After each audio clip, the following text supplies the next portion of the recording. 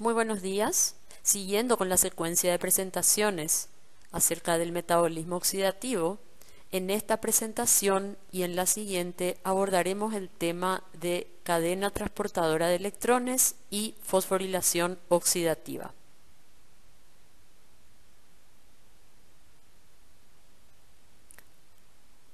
Las células eucariotes obtienen su energía a partir de un conjunto de procesos que se denominan en forma global metabolismo oxidativo. Como ya habíamos mencionado en clases anteriores, el metabolismo oxidativo puede,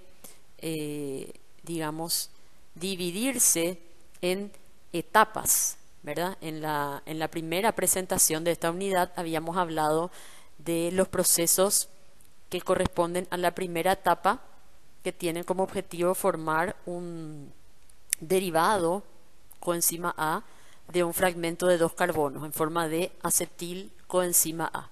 Habíamos mencionado que esta primera parte, esta primera etapa, se da de manera diferente en el caso del piruvato que procede de la glicólisis, ¿verdad? O de los ácidos grasos y los aminoácidos. Entonces, digamos que las reacciones de la primera etapa convergen en la formación de acetil coenzima A. En la segunda presentación hablamos acerca de la oxidación total del acetil coenzima a 2 moléculas de dióxido de carbono, proceso denominado ciclo de Krebs, a partir del cual se generan coenzimas reducidas, equivalentes de reducción en forma de NADH y FADH2. Entonces, a partir de esta presentación, nos ocuparemos de los procesos que tienen que ver con la tercera etapa de las oxidaciones biológicas, que es donde se genera la mayor parte de la energía en forma de ATP. Y esta tercera etapa corresponde a lo que llamamos cadena transportadora de electrones y fosforilación oxidativa. Como podemos observar aquí, en esencia, este conjunto de mecanismos consiste en la reoxidación de los cofactores reducidos, la reoxidación del NADH y FADH, el transporte de electrones a través de una serie de moléculas transportadoras que finalmente entregan los electrones al oxígeno molecular para formar agua. Dado que este proceso de transporte de electrones es altamente exergónico, la energía liberada se aprovecha para sintetizar ATP. Ahora bien, si bien esto pareciera ser algo relativamente sencillo, se da a través de numerosos pasos y un mecanismo bastante complejo. Entonces, nos dedicaremos justamente a ahondar acerca de estos procesos para conocerlos con mayor detalle. El ser humano adulto promedio genera diariamente la energía metabólica suficiente para sintetizar su propio peso en ATP. Imagínense de qué cantidad estamos hablando. Ahora podríamos preguntarnos de qué manera generamos y movilizamos esta enorme cantidad de energía. Si nos fijamos en este esquema, resume en forma un poco más detallada, digamos, todo lo que habíamos visto en clases anteriores. Es decir, la primera etapa del metabolismo oxidativo, que sería la descarboxilación oxidativa del piruvato para convertirlo en acetil coenzima A, ¿verdad? Y la oxidación total del acetil coenzima A mediante el ciclo de los ácidos tricarboxílicos. Como podemos ver, en estas dos etapas, incluso si hablamos de la oxidación total de la glucosa, ¿verdad? Porque la glucosa es la principal fuente de energía para todas las células, podemos verificar que partiendo de la glucosa, que se degrada primeramente por glicólisis, luego la decarboxilación oxidativa del piruvato y el ciclo de Krebs, en realidad, en todo este proceso, se generan solamente por cada molécula de glucosa, ¿verdad? 4 ATP por fosforilación a nivel de sustrato. Entonces, podemos decir que la glicólisis y el ciclo del ácido cítrico generan de por sí una cantidad relativamente baja de energía en forma de ATP. ¿Por qué decimos 4? 2 por fosforilación a nivel de sustrato en la glicólisis, ¿verdad? Una acoplada a la hidrólisis del 1,3-bifosfoglicerato y otra acoplada a la hidrólisis del fosfonol piruvato, ¿verdad? Y posteriormente en el ciclo de Krebs, recordemos que por cada molécula de glucosa se forman 2 de piruvato, luego 2 de acetilcoenzima A, por tanto se requieren 2 vueltas del ciclo de Krebs. En cada vuelta se genera un GTP, por tanto el resultado neto de la oxidación total de una molécula de glucosa serán 2 GTP a través de este proceso. Entonces, sumado a los 2 ATP de la glicólisis, podemos decir que la producción directa de energía por fosforilación a nivel de sustrato se corresponde con 4 ATP. Esto es muy poco en comparación con la cantidad de ATP que sabemos puede generarse en la oxidación total de una molécula de glucosa. Habíamos hecho un balance en la clase anterior y habíamos visto que dependiendo de la relación PO que consideremos para el NADH o el FADH2, en el peor de los casos, mínimamente la oxidación total de una molécula de glucosa podría generar alrededor de 32 ATP. Digo mínimamente porque con el rendimiento más optimista podrían generarse hasta 38 ATP, ¿verdad? Entonces, podríamos preguntarnos de qué manera estos procesos o estas reacciones de las etapas 1 y 2 contribuyen a generar esa enorme cantidad de ATP. Bien, ahora entonces tenemos que fijarnos que en estas dos etapas transcurren varios pasos de deshidrogenación. Uno en la glicólisis, catalizado por la enzima gliceraldehído 3-fosfato deshidrogenasa, en la cual se generan, como son 2 gliceraldehído 3-fosfato, entonces se generan 2 NADH. Luego se generan otros 2 NADH en la reacción catalizada por la piruvato deshidrogenasa, ¿verdad? Por la descarboxilación oxidativa de las 2 moléculas de piruvato que proceden de la glicólisis. Posteriormente se producen otras reacciones de deshidrogenación en el ciclo de Krebs. Sabemos que por cada vuelta del ciclo de Krebs se generan 3 NADH, uno en la descarboxilación oxidativa del isocitrato, otro en la descarboxilación oxidativa del alfa-cetoglutarato y un tercero en la descarboxilación oxidativa del malato para restituir el oxalacetato. Además, se genera un FADH2 en la reacción catalizada por la succinato deshidrogenasa. Como estamos hablando de 2 vueltas del ciclo de Krebs, entonces todo esto está multiplicado por 2. Entonces, haciendo un recuento, ¿verdad?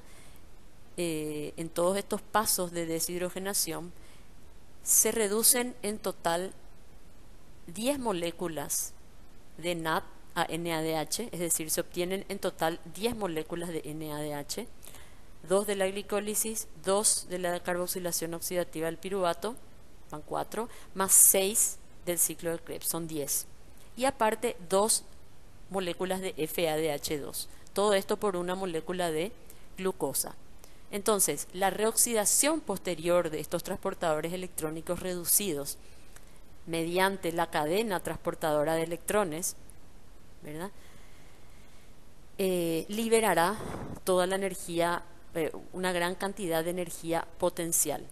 Es decir, los transportadores reducidos en forma de NADH y FADH2 entregan sus electrones a un sistema transportador de electrones de la mitocondria y estos electrones van siendo transportados de especies más reductoras, la de mayor poder reductor es el NADH, ¿verdad?, a otras más oxidantes. Y en este transporte de electrones a favor de un potencial de reducción, ¿verdad?, de menor a mayor potencial de reducción, se va liberando energía. Esta energía liberada, es decir, el proceso es exergónico, tiene delta G negativo.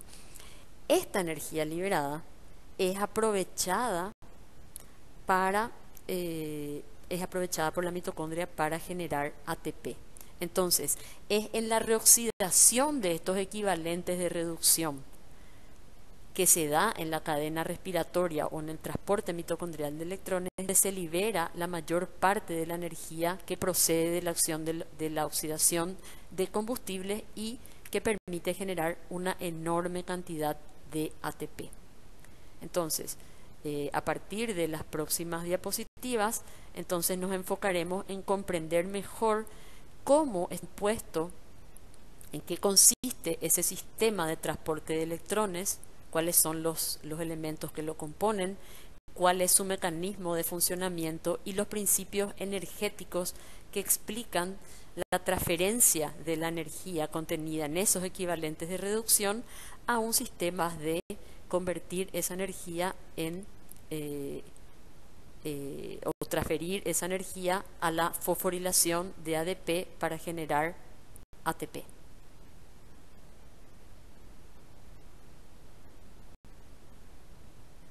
Entonces, ¿en qué consiste o qué es la cadena transportadora de electrones?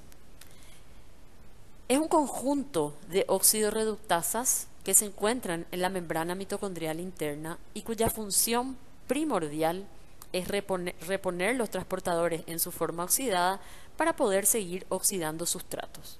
Posteriormente, la energía liberada en el transporte de electrones es aprovechada para sintetizar ATP. Entonces aquí es importante hacer una diferenciación en lo que es el transporte de electrones en la mitocondria y lo que es la fosforilación oxidativa.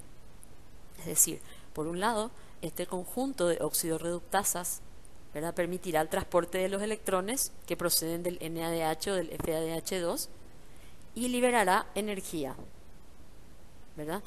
Pero, o sea, la función principal de este transporte, de este transporte de electrones es reoxidar a los cofactores, reponer el NADH en forma de NAD oxidado y el FADH2 en forma de FAT oxidado. ¿Por qué? Porque la forma oxidada de estos cofactores son las que van a permitir que tanto la glicólisis como la decarboxilación de piruvato y el ciclo de Krebs sigan operando, porque estas vías necesitan de los cofactores en su forma oxidada. Ahora bien, el convertir esta energía libre en capacidad de fosforilar ADP es otro aspecto que se haya, por supuesto, vinculado al anterior, que es la llamada fosforilación oxidativa. Entonces, en esta presentación vamos a dedicarnos a ahondar más acerca del transporte mitocondrial de electrones, ¿verdad? Y, digamos, sentar las bases para comprender de lo que hablaremos en la presentación siguiente, en la última, que es la fosforilación oxidativa.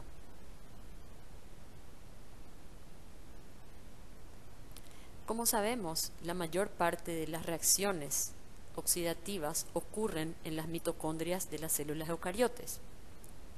Las distintas células presentan amplias diferencias en cuanto a la abundancia y estructura de las mitocondrias. La mayoría de las células de los vertebrados contienen varios cientos de mitocondrias, pero esto puede ir desde solo una hasta 100.000, ¿verdad?, dependiendo sobre todo de la actividad metabólica del tipo celular. En esta diapositiva podemos ver lo que sería una microfotografía electrónica de la ultraestructura de la mitocondria, con su equivalente en el esquema que se muestra del lado derecho. Entonces, la mitocondria es un organelo que tiene una doble membrana, una membrana externa lisa y una membrana interna que se pliega formando un sistema de crestas. La cantidad de crestas en la mitocondria es proporcional a la actividad metabólica de la célula. Bien, el espacio delimitado entre la membrana externa e interna corresponde a lo que llamamos espacio intermembrana, y lo que está por dentro de la membrana interna sería la matriz mitocondrial. En la figura de abajo podemos ver lo que sería una disección de las dos membranas. Fíjense que como hablamos de una bicapa lipídica, entonces tanto la membrana externa como interna tienen a su vez una cara externa y una cara interna. La cara externa de la membrana externa es la que limita o está en contacto con el citosol, mientras que la cara interna es la que limita con el espacio intermembrana. En cuanto a la membrana interna, la cara externa de la membrana interna también está en contacto con el espacio intermembrana, y la cara interna de la membrana interna es la que delimita con el espacio interior, que es la matriz mitocondrial. Entonces, como podemos observar aquí, el espacio intermembrana está delimitado por la cara interna de la membrana externa y por la cara externa de la membrana interna. Bien, los elementos que componen la cadena transportadora de electrones se encuentran en la membrana mitocondrial interna. Esta membrana está formada por aproximadamente un 70% de proteínas y solo un 30% de lípidos, lo cual hace que tal vez sea la membrana biológica con mayor abundancia de proteínas. Aproximadamente la mitad de estas proteínas están implicadas en el sistema de transporte electrónico y fosforilación oxidativa. Hay otras proteínas que intervienen en el transporte de sustancias, hablaremos después de las translocasas, ¿verdad? Que son proteínas transmembranas que permiten el intercambio de sustancias entre la matriz y el espacio intermembrana. En la membrana externa se encuentran otro grupo de proteínas que participan en otros procesos, como por ejemplo la oxidación de aminoácidos, la elongación de ácidos grasos, biosíntesis de fosfolípidos de membrana y algunas reacciones de hidroxilación. Bien, entonces, en diapositivas posteriores hablaremos de qué manera o cómo está el sistema mitocondrial de transporte de electrones, que como ya mencionamos se localiza en la membrana mitocondrial interna.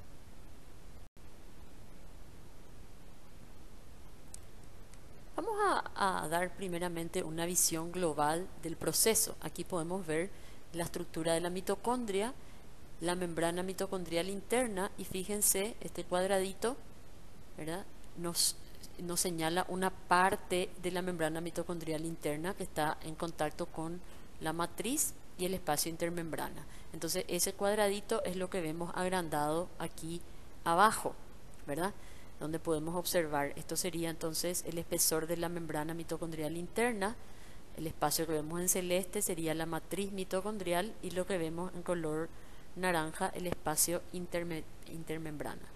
Agrandemos ahora esta figura para poder visualizar el proceso con mayor detalle. Entonces, nuevamente, matriz mitocondrial, compartimiento que está en celeste, membrana mitocondrial interna, espacio intermembrana. En esta figura podemos visualizar incluso lo que sucede en etapas anteriores, ¿verdad? La descarboxilación oxidativa del piruvato acetil coenzima A, la oxidación del acetil coenzima A mediante el ciclo de Krebs. Todos estos procesos generan equivalentes de reducción en forma de NADH, y estos equivalentes de reducción en forma de NADH van al sistema mitocondrial de transporte de electrones. Asimismo, podemos visualizar que también en la reacción catalizada por la succinato deshidrogenasa se genera FADH2. Este también se incorpora al sistema de transporte de electrones, pero de una manera diferente al NADH. El sistema mitocondrial de transporte de electrones está compuesto por varios complejos. Aquí podemos observar lo que sería el complejo 1, que es el que recibe los electrones del NADH, es decir, el complejo 1 es el que reoxida el NADH. Fíjense que devuelve a este cofactor en su forma oxidada como NAD. Y el complejo 2, que dijimos que está vinculado a la succinato deshidrogenasa, que es donde se reoxida el FADH2 a FAD. Ambos, entonces, tanto el complejo 1 como el complejo 2 entregarán sus electrones a un componente móvil de la cadena transportadora, que es la llamada coenzima Q. Entonces la coenzima Q, de la cual hablaremos posteriormente cuando está en su forma oxidada, recibe electrones procedentes del complejo 1 o del complejo 2, ¿verdad? Esta coenzima Q transfiere estos electrones al complejo 3. El complejo 3 a su vez transfiere los electrones al citocromo C, que es el otro componente móvil de la cadena transportadora, y este finalmente lo entrega al complejo 4. El complejo 4 o citocromo oxidasa es el que finalmente entrega los electrones al aceptor final, que es el oxígeno molecular, el cual al reaccionar, al recibir estos electrones, toma también protones del medio y forma agua. Es decir, el paso final del transporte mitocondrial de electrones es la reducción del oxígeno molecular a agua, digamos, recogiendo los electrones que fueron aportados a este complejo por el NADH y el FADH2, que proceden de todas las oxidaciones biológicas. Es importante recordar que cada uno de estos complejos, a su vez, se compone de varios componentes proteicos. A lo largo de este transporte de electrones, que como decíamos es un proceso exergónico, se va liberando energía en varios pasos. Esa energía liberada es empleada para bombear protones de la matriz hacia el espacio intermembrana. Y decimos bombear protones porque estos protones pasan de una menor concentración a una mayor concentración, es decir, a una zona de mayor concentración. Es transporte en contra de gradiente. Entonces, la energía liberada por el proceso exergónico, que es el transporte de electrones, impulsa un proceso endergónico, que es el paso de los protones de la matriz al espacio intermembrana. ¿Sí? Bien, entonces los protones se van concentrando en el espacio intermembrana, generando lo que se conoce como un gradiente protomotriz. ¿Sí? Hay una diferencia de gradiente químico por mayor concentración de protones en el espacio intermembrana que en la matriz, pero también hay un gradiente eléctrico, ¿verdad? Porque el espacio intermembrana tendrá mayor carga positiva que la matriz. Bien, entonces, en el paso final, lo que sucede es que estos protones que están concentrados en el espacio intermembrana retornan a la matriz a través de un complejo, al cual en algunos casos se considera el complejo 5 del sistema de transporte de electrones y fosforilación oxidativa. Este es conocido como ATP sintasa. Los protones retornan entonces a través del sistema ATP sintasa del espacio intermembrana a la matriz, dado que lo hacen a favor del gradiente de concentración. Este es un proceso exergónico. La ATP sintasa tiene la capacidad de aprovechar la energía liberada en el retorno de los protones para fosforilar ADP y formar AP. Y aquí se completa entonces el proceso de fosforilación oxidativa. Entonces es muy interesante tener en cuenta cómo todo este mecanismo, todo este mecanismo se da una serie de procesos exergónicos que liberan energía, la cual a su vez es utilizada para impulsar un proceso endergónico, ¿verdad? Entonces el transporte de electrones es exergónico, impulsa un proceso endergónico, que es el bombeo de protones hacia el espacio intermembrana. Ahí se genera una energía potencial importante que luego es liberada en otro proceso exergónico, que es el retorno de los protones a la matriz. Finalmente, este proceso exergónico de retorno de los protones se acopla con una reacción endergónica, que es la fosforilación de ADP para formar ATP. Este proceso, en forma global, ilustra de qué manera se puede acoplar la energía liberada por la oxidación de los combustibles biológicos para la fosforilación de ADP y generación de una gran cantidad de ATP.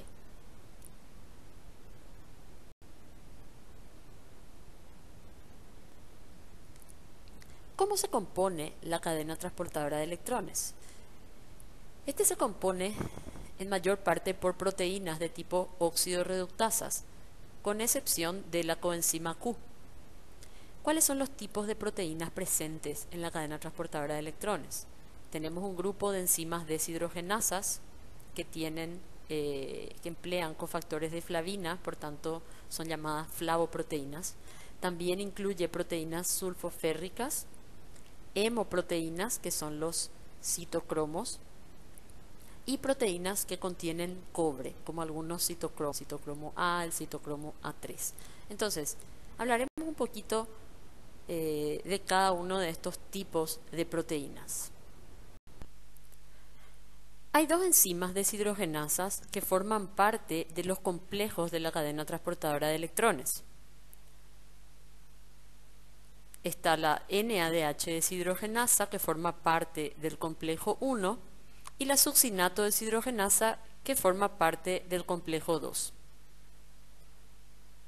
La enzima NADH deshidrogenasa emplea como cofactor a la flavina mononucleótido, por eso es considerada una flavoproteína.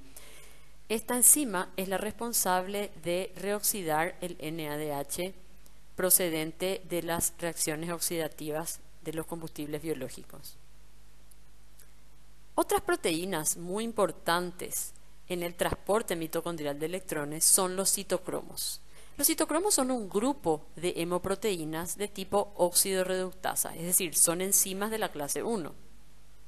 Se clasifican en 3 tipos de citocromos, A, B y C, según sus características espectrales. Y estas características espectrales tienen que ver con la absorción de luz, y también le da la denominación a los tipos de grupos hemo. Veremos en la diapositiva siguiente que hay grupos hemo A, B y C, y justamente estos son los que le dan el nombre a los citocromos correspondientes. Veremos que todos ellos tienen una estructura central de un anillo de protoporfirina con un ion férrico en el centro, pero tienen ciertas variaciones en los sustituyentes.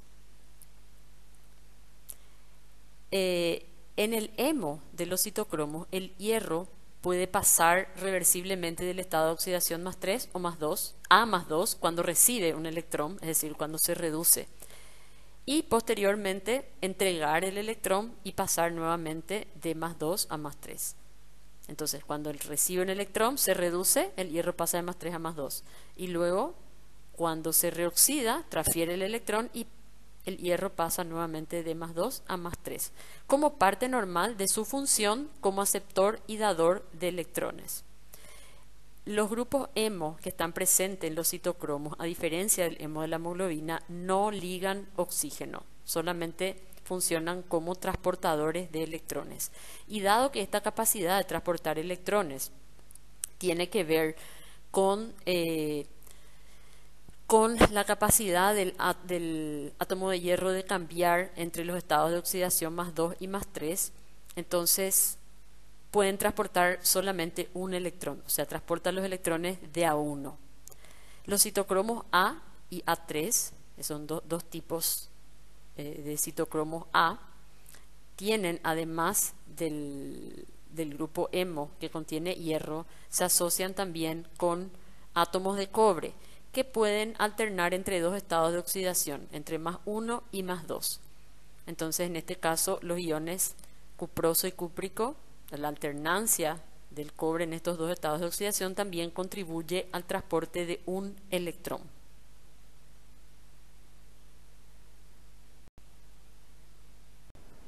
Aquí podemos observar 3 tipos diferentes de grupos hemo. Básicamente, podemos observar que todos ellos se componen por un anillo tetrapirrólico de protoporfirina con un ion férrico central, ¿verdad? El hemo B es el que constituye la protoporfirina 9, que forma parte de la hemoglobina, ¿verdad? Como podemos ver aquí los grupos, los sustituyentes propionato, metilo y vinilo.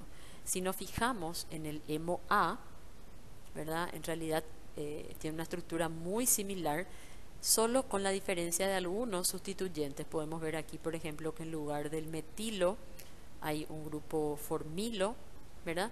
Y aquí se puede ver que hay un grupo hidroxietil al cual va unido una larga cola de isopreno. ¿verdad? Entonces, esto contribuye a su inserción en la membrana.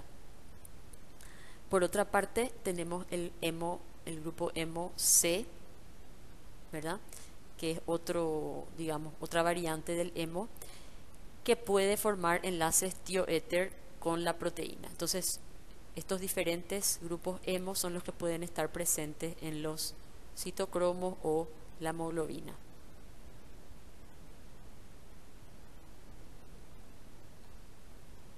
¿Qué son las proteínas sulfoférricas? Son proteínas que contienen hierro no hemínico y azufre inorgánico. Este a su vez se une a átomos de azufre de la cisteína, que forma parte de la proteína. Al igual que en el caso del hemo, el hierro puede convertirse reversiblemente de hierro más 3 a hierro más 2 y viceversa, lo cual le permite participar en el transporte de los electrones. Entonces fíjense que la presencia de hierro es un factor común dentro de las proteínas que participan en el transporte de electrones, tanto en estado hemínico, como en el caso de los citocromos, como hierro no hemínico en el caso de las proteínas sulfoférricas. Estas proteínas sulfoférricas, al igual que los citocromos, también son transportadoras de un solo electrón.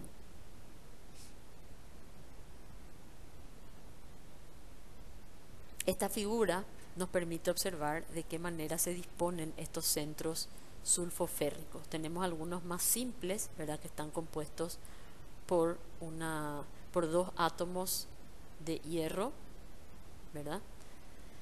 O sea, dos cationes de hierro y dos iones sulfuro, formando como un cuadrado, ¿verdad? Como un cuadro. A su vez, estos átomos de hierro están coordinados con átomos de azufre de grupos sulfidrilos de la cisteína de la propia proteína. Fíjense, este átomo de hierro, entonces, cada átomo de hierro está ligado por enlaces de coordinación a 4 átomos de azufre, 2 grupos disulfuro y 2 grupos sulfidrilo de residuos de cisteína. Lo mismo para el otro átomo de hierro. Entonces, este es un centro sulfoférrico compuesto por 2 sulfuros y 2 iones hierro. Ahora bien, tenemos en algunas proteínas sulfoférricas el centro es más complejo, forma una estructura cúbica que está formada por 4 iones de hierro y 4 iones sulfuro. A su vez, además de formar esta estructura cúbica, los iones de hierro también, cada ion de hierro está unido a un azufre de residuos de cisteína de la proteína. La única diferencia es que aquí cada hierro está unido a 2 cisteínas y en la estructura cúbica cada ion de hierro está unido solo a una cisteína. Pero en ambos casos los iones hierro están formando 4 enlaces de coordinación. Entonces, esta capacidad de los átomos de hierro de alternar en estados de oxidación más 2 y más 3 es lo que le permite a estas proteínas formar parte de un sistema de transporte de electrones.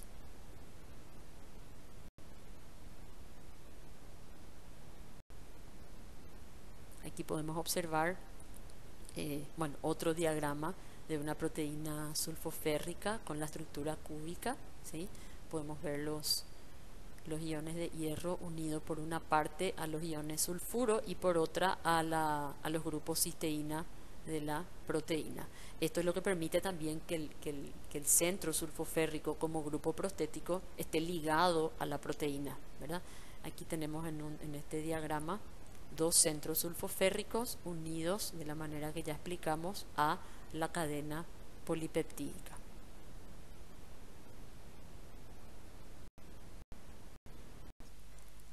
La coenzima Q o ubiquinona es uno de los 2 componentes móviles de la cadena transportadora de electrones. Este compuesto es un derivado de la quinona con una larga cadena lateral isoprenoide de carácter hidrófobo. En la diapositiva siguiente ilustraremos la estructura de la ubiquinona. Es un transportador de electrones móvil, es porque es soluble en el espesor, o sea, en la bicapa fosfolipídica de la membrana interna. Entonces puede difundir en el espesor de la membrana. Puede aceptar átomos de hidrógeno de la NADH deshidrogenasa del complejo 1, de la succinato deshidrogenasa que forma parte del complejo 2 y también de la sil coenzima A deshidrogenasa. Esta última no forma parte de un complejo de la cadena respiratoria, sino que es una enzima que participa en el proceso de beta oxidación de los ácidos grasos. Entonces, de estas dos primeras sí hablaremos a lo largo de esta clase, mientras que de la sil coenzima A deshidrogenasa hablaremos cuando desarrollemos la vía de degradación de los ácidos grasos. Entonces, la coenzima Q puede recibir átomos de hidrógeno de estas tres enzimas.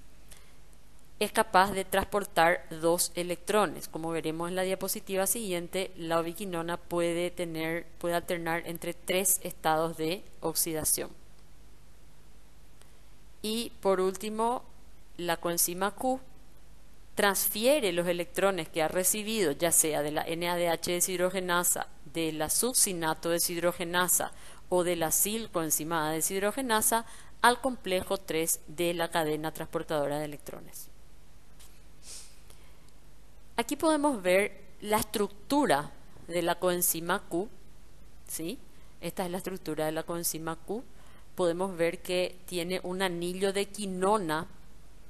A esta estructura se le conoce como anillo de quinona, ¿verdad? Es un anillo aromático con 2 grupos carbonilo, ¿verdad?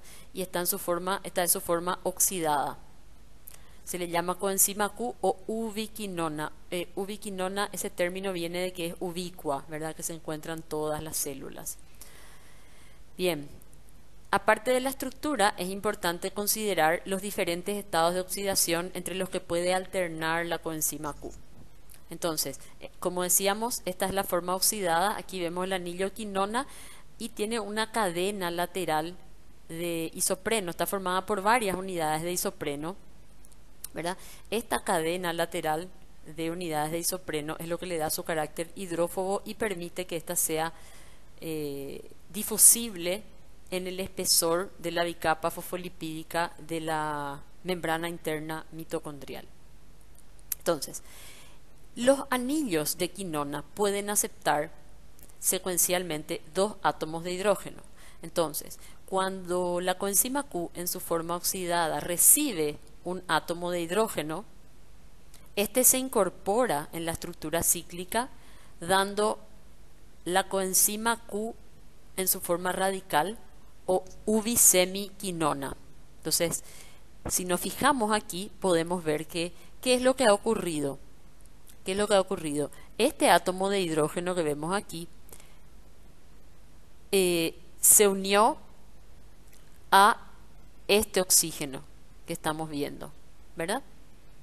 Entonces, ¿cómo sucede eso? Aquí hay un movimiento de electrones, ¿verdad?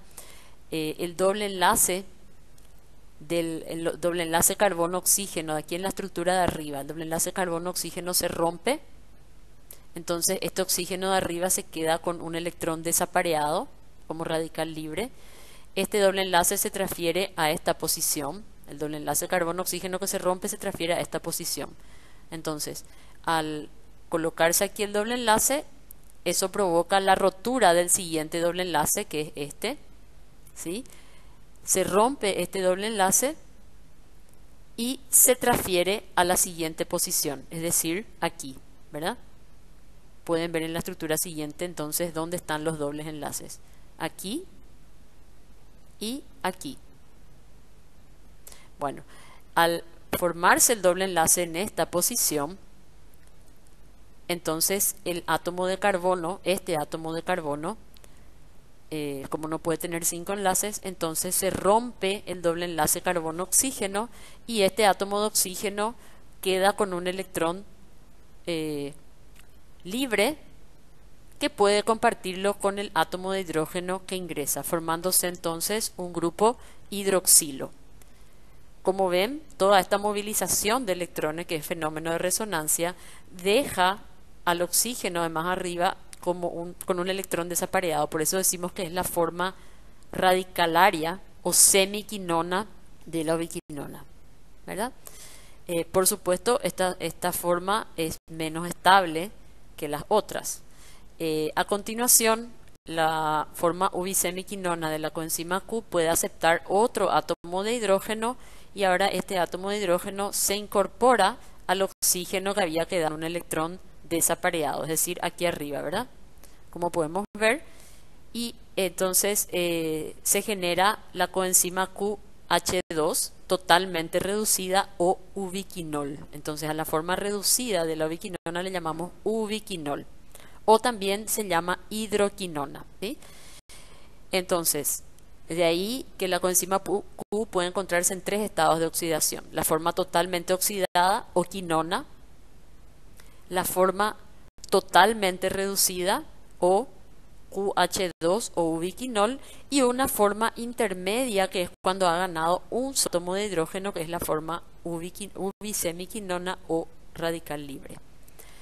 Entonces, la ubiquinona puede transportar un total de 2 electrones, pero puede entregarlos de a uno. Esa es la característica, por la posibilidad de existir esta forma de oxidación intermedia.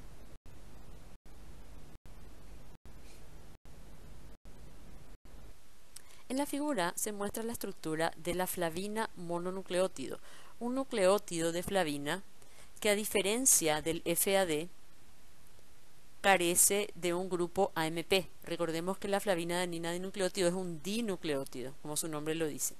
Y el FMN es flavina mononucleótido, derivada también de la riboflavina. Contiene este anillo heterocíclico nitrogenado de isoaloxacina, que en virtud de estos dobles enlaces conjugados que vemos aquí en rojo, es capaz de aceptar dos átomos de hidrógeno.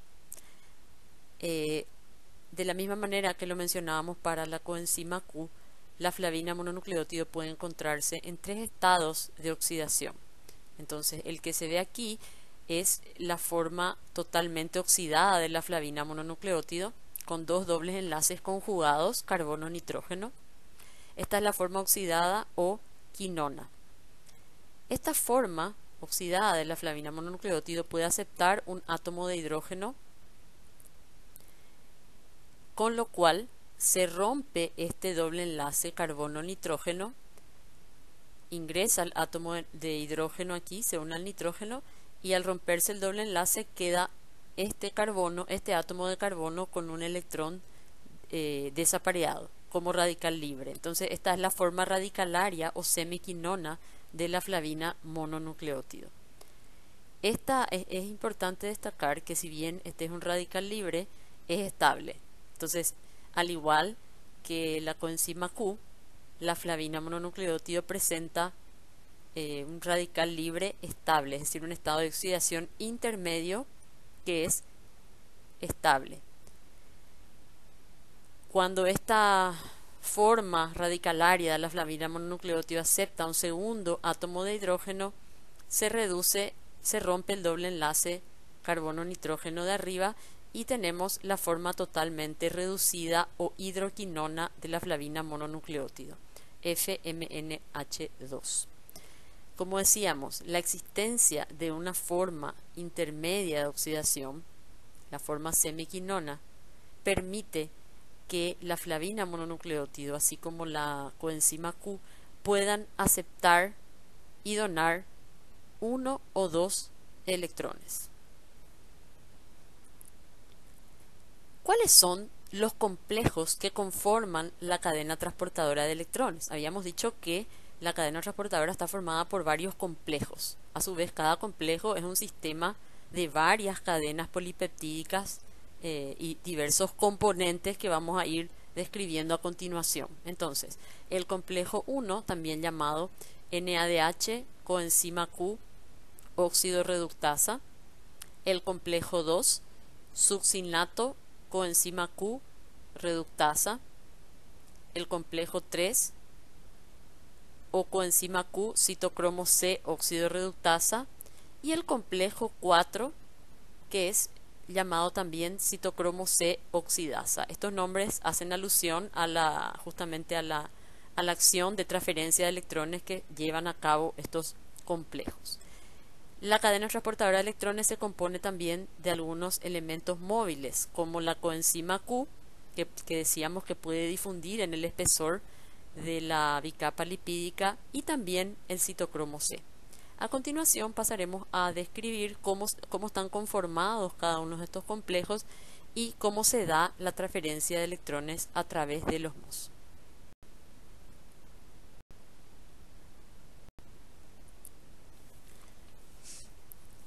Aquí se puede ver un esquema global de la cadena transportadora. No nos detendremos mucho en el análisis de este diagrama, puesto que vamos a ir viendo cada componente por separado. Pero así brevemente tenemos el complejo 1, donde el NADH transfiere electrones a la flavina mononucleótido, luego a los complejos sulfoférricos y de ahí a la coenzima Q. Asimismo, el complejo 2 o succinato deshidrogenasa transfiere los electrones del FADH2 también a la coenzima Q. Entonces, tanto complejo 1 como complejo 2 transfieren electrones a la coenzima Q. La coenzima Q transfiere los electrones al complejo 3, el cual los transfiere al citocromo C, que finalmente los entregará al complejo 4 o citocromo oxidasa, donde a través de varios citocromos que contienen cobre, estos electrones llegan finalmente al aceptor final de la cadena transportadora, que es el oxígeno molecular, que junto con dos electrones, un átomo de oxígeno con dos electrones y dos protones, formará una molécula de agua. Podemos visualizar aquí que a medida que los electrones van siendo transportados, se va liberando energía que es aprovechada para el bombeo de protones. Veamos entonces este proceso de manera individual para cada complejo. El complejo 1 es llamado también NADH coenzima Q óxido reductasa, dado que los electrones son entregados al complejo 1 a partir del NADH, que se reoxida en el proceso, y luego de atravesar por varios componentes del complejo 1, son entregados a la coenzima Q. Entonces, este es un complejo proteico integrado a la membrana mitocondrial interna, que está asociado a la flavina mononucleótido, que, como vemos aquí, recibe los electrones del NADH, ¿verdad? Y se convierte en FMNH2, es decir, la forma reducida de la flavina mononucleótido. A su vez, la flavina mononucleótido transfiere los electrones a las proteínas sulfoférricas. El complejo 1 contiene varias proteínas sulfoférricas, 7 con los centros cúbicos de 4 iones férrico con 4 iones sulfuro, y 2 con grupos sulfoférricos con solo 2 átomos de hierro.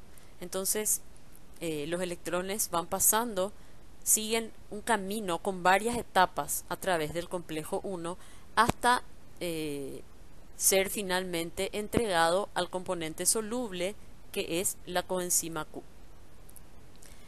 Aquí es importante destacar que el NADH puede participar solamente en reacciones de transferencias de 2 electrones, es decir, el NADH entrega 2 electrones de una vez.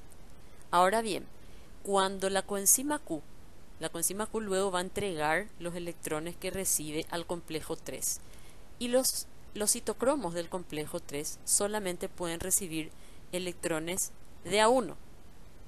Entonces, ¿cómo se compatibiliza la entrega de 2 electrones por parte del NADH y la recepción de solo 1 por el aceptor de electrones, el que va a recibir los de la coenzima Q? Bueno, esto se da porque, como ya habíamos mencionado, tanto la flavina mononucleótido como la coenzima Q presentan un estado de oxidación intermedio estable, que es la forma semiquinona, lo cual les permite, por ejemplo, aceptar dos electrones, por ejemplo en este caso del NADH, pero entregarlos de a uno.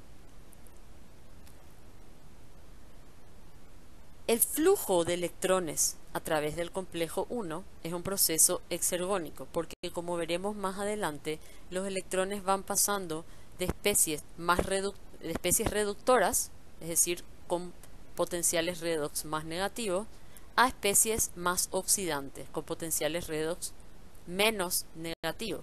Entonces, el paso de los electrones a través de una diferencia de potencial es un proceso exergónico y libera energía. Esta energía liberada se utiliza para bombear 4 protones desde la matriz hacia el espacio intermembrana, en contra de un gradiente de concentración. Aparentemente, este bombeo de protones en el complejo 1 es impulsado por cambios conformacionales en las proteínas del complejo debido a las alteraciones en el estado redox de la propia proteína.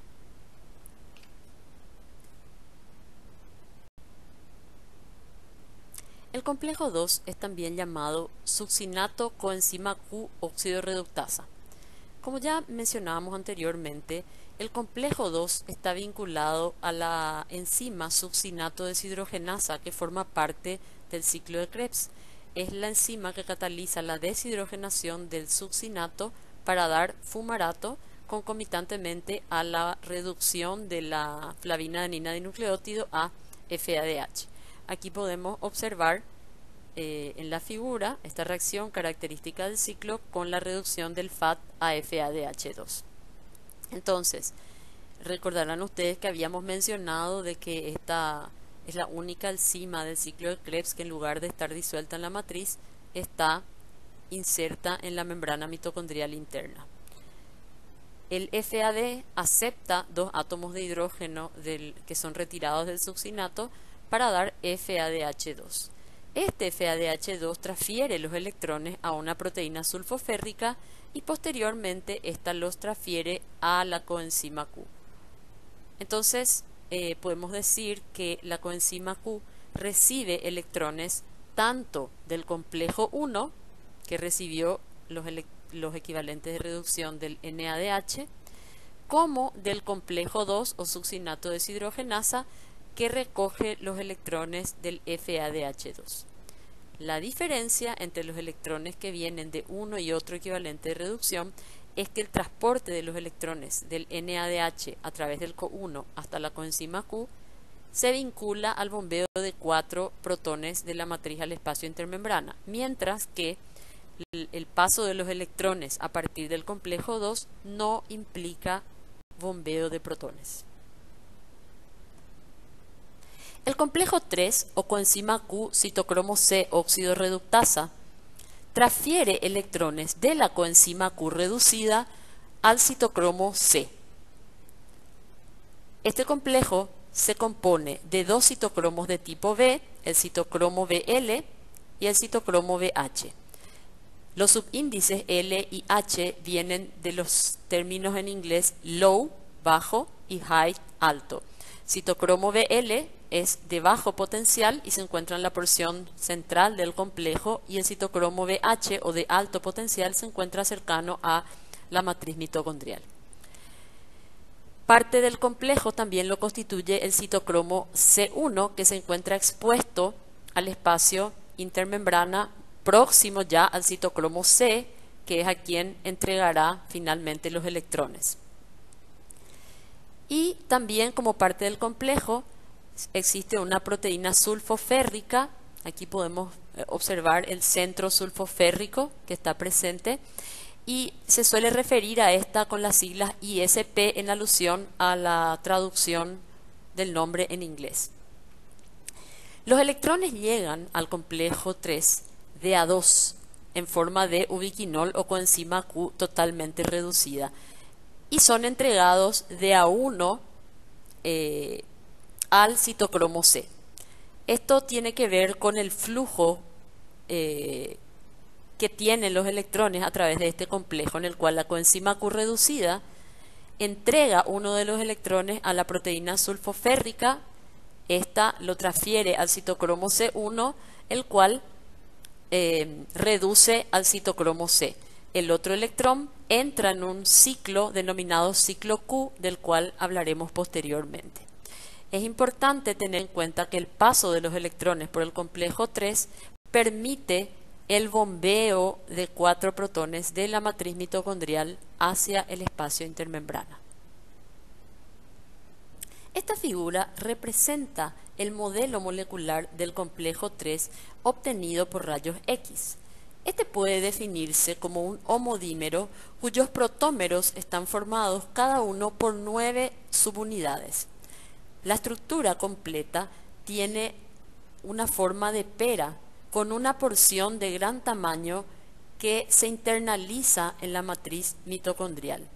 Una porción transmembrana que está constituida por 12 hélices por cada protómero, en total 24. 8 de estas, que se encuentran pintadas de color verde, corresponden al citocromo B, que contiene los hemos BL y BH. Como ya habíamos mencionado, el hemo BH de alto potencial se encuentra próximo a la matriz mitocondrial, mientras que el hemo BL se encuentra más, digamos, próximo al espacio intermembrana. También podemos observar aquí el hemo C1, que como ya habíamos mencionado, se encuentra ya expuesto al espacio intermembrana. Vemos aquí este dominio de color lila que corresponde al hemo C1 con una sola hélice incluida en la porción transmembrana. Asimismo, la proteína sulfoférrica también se encuentra expuesta al espacio intermembrana, anclado a la porción transmembrana a través de una sola hélice. Entonces, tanto la proteína sulfoférrica como el hemo C1 son componentes superficiales del complejo 3. De hecho, como podemos observar aquí, el hemo C1 se encuentra próximo al citocromo C, que como ya mencionáramos, no forma parte del complejo 3, sino que es el componente móvil que recibe los electrones del citocromo C1 y lo transferirá posteriormente al complejo 4. Entonces, es importante tener en cuenta que el complejo 3 permite que una molécula de ubiquinol, un transportador de 2 electrones, reduzca 2 moléculas del citocromo C, un transportador de un solo electrón. ¿Y cómo es esto posible? Esto se da por una bifurcación en el flujo de electrones a partir de la coenzima Q reducida hacia el citocromo C1 por una parte y hacia los citocromos de tipo B, entre los cuales el flujo de electrones se da de forma cíclica. Este conjunto de mecanismos es conocido como ciclo Q y permite que el complejo 3 bombee protones de la matriz mitocondrial hacia el espacio intermembrana. La esencia del ciclo Q radica en que el ubiquinol o coenzima Q reducida sufre una reoxidación en 2 ciclos, en la cual el anión radical semiquinona constituye un intermediario estable. Este proceso involucra a 2 sitios de unión independientes para la coenzima Q. Por una parte, el sitio Q0, que se encuentra entre las proteínas sulfoférricas y los citocromos BL más próximo hacia el espacio intermembrana y permite la unión de la coenzima Q reducida. Por otra parte, tenemos el sitio QI, que se encuentra más cercano hacia la matriz, donde se unirá la coenzima Q oxidada en forma de ubiquinona y la coenzima Q en forma de semiquinona, la forma parcialmente reducida. Veamos ahora qué es lo que sucede en cada uno de estos ciclos. Tenemos aquí en forma de mayor tamaño la figura que corresponde al ciclo 1. Entonces, la coenzima Q llega del complejo 1 en forma de ubiquinol, en forma totalmente reducida, se traslada hacia el sitio Q0 donde sufre una oxidación. Esta oxidación se da de la siguiente manera. Uno de los electrones es transferido a una proteína sulfoférrica, la cual a su vez lo transfiere al citocromo C1. Al mismo tiempo, el ubiquinol, al perder el electrón, también transfiere dos protones, se deshace de dos protones que son expulsados hacia el espacio intermembrana, quedando entonces como radical anión semiquinona. Queda con carga negativa debido a que ha perdido además los dos protones. Este anión radical semiquinona entrega ahora el segundo electrón al citocromo Bl, el cual a su vez lo transfiere al citocromo BH. En este proceso, el radical semiquinona se ha oxidado completamente y ha quedado como coenzima Q oxidada o ubiquinona, la cual se trasladará posteriormente al sitio QI.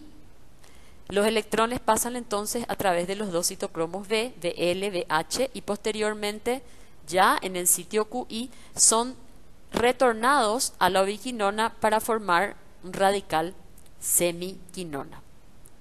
¿Cuál es el resultado de todo este proceso? A partir de una molécula de ubiquinol o ubiquinona totalmente reducida, obtenemos una molécula de ubiquinol de ubiquinona parcialmente reducida o semiquinona, o sea, ha quedado con un electrón y ha entregado el otro electrón al citocromo C1, es decir, ha reducido una molécula de citocromo C1 y además ha expulsado dos protones hacia el espacio intermembrana. Veamos ahora qué sucede en el ciclo 2. La primera parte del ciclo 2 es idéntica al ciclo 1, solo que se da a partir de una segunda molécula de ubiquinol que de la misma forma se aloja en el sitio Q0, donde entrega uno de sus electrones a la proteína sulfoférrica, finalmente va a reducir una segunda molécula de citocromo C1. Entrega nuevamente o expulsa dos protones hacia el espacio intermembrana, quedando como anión radical semiquinona. Esta anión radical semiquinona, a su vez, se oxida nuevamente, pierde el segundo electrón, quedando como ubiquinona totalmente oxidada. Este electrón es transferido al citocromo Bl, del citocromo Bl al citocromo BH, y posteriormente este será transferido al sitio QI.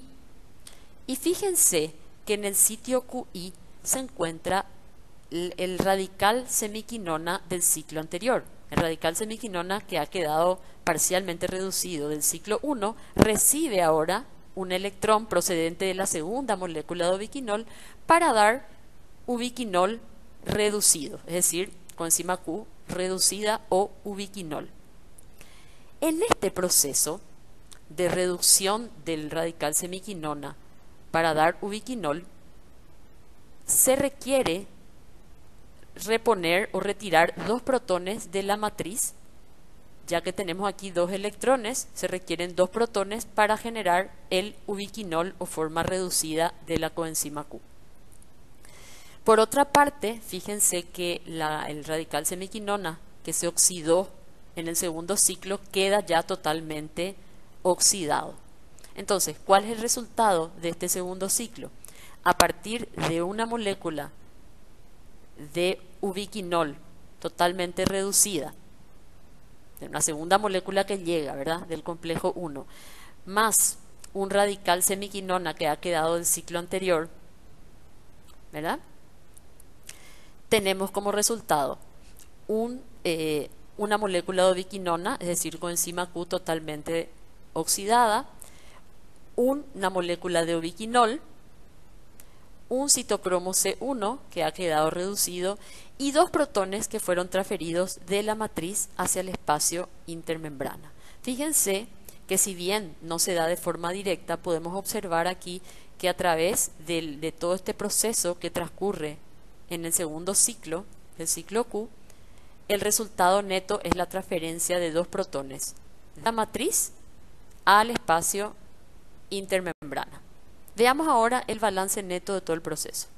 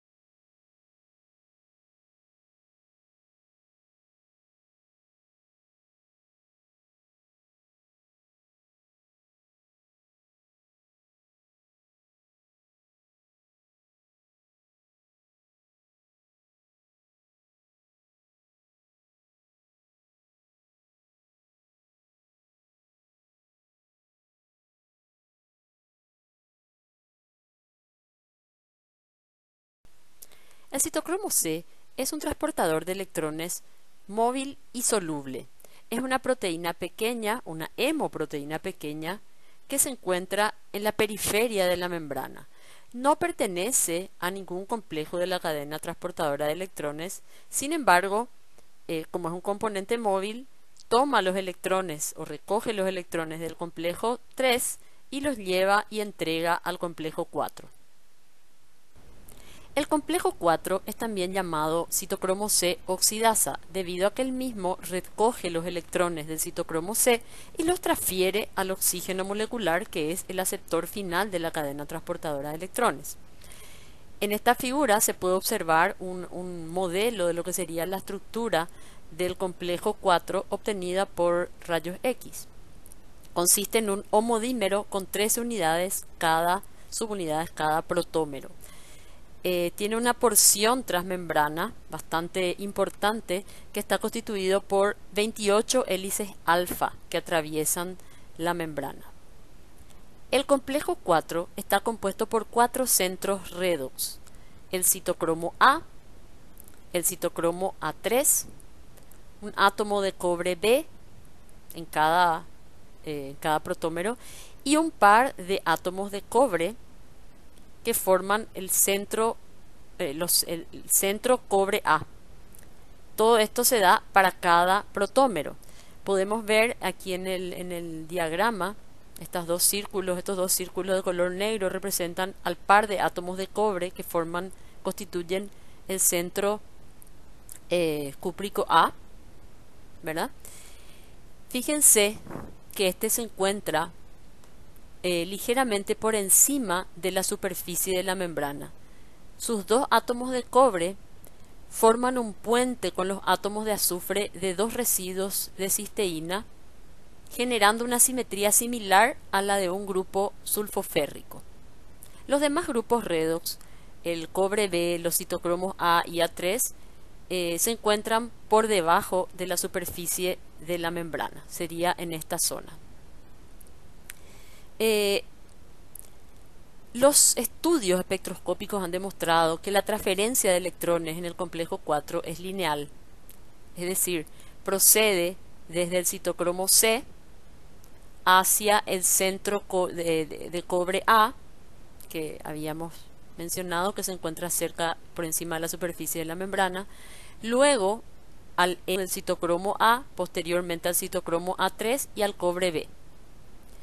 El hierro del hemo del citocromo A3 se encuentra muy cerca del cobre B, de tal manera que en realidad estos grupos redox forman un solo complejo binuclear.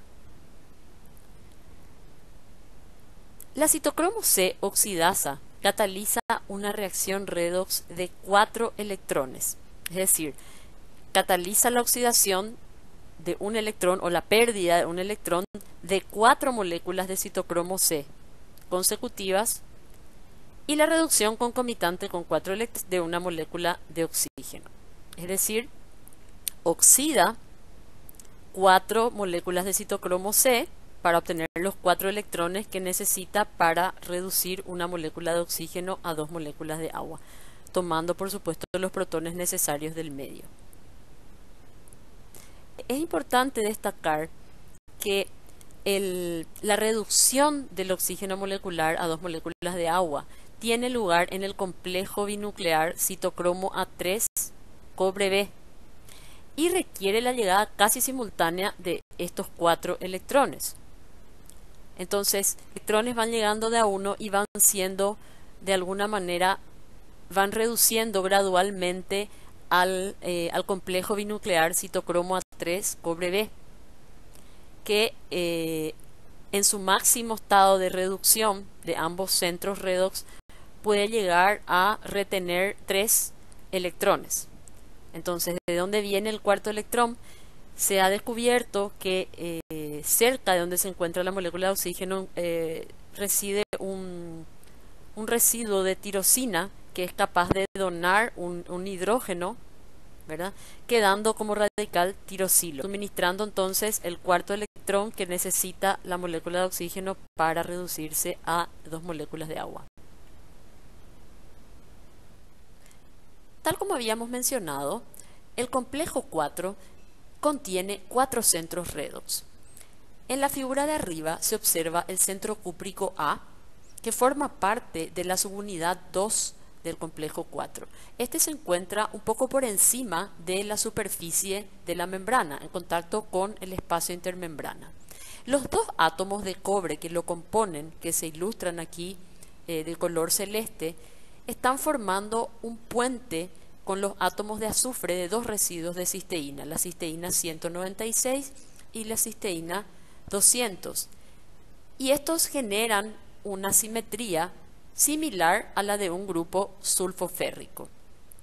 Los demás centros redox, el citocromo A, el citocromo A3 y el centro cúprico B, están formando parte del complejo la subunidad 1 del complejo 4 y se encuentran ligeramente por debajo de la membrana mitocondrial interna.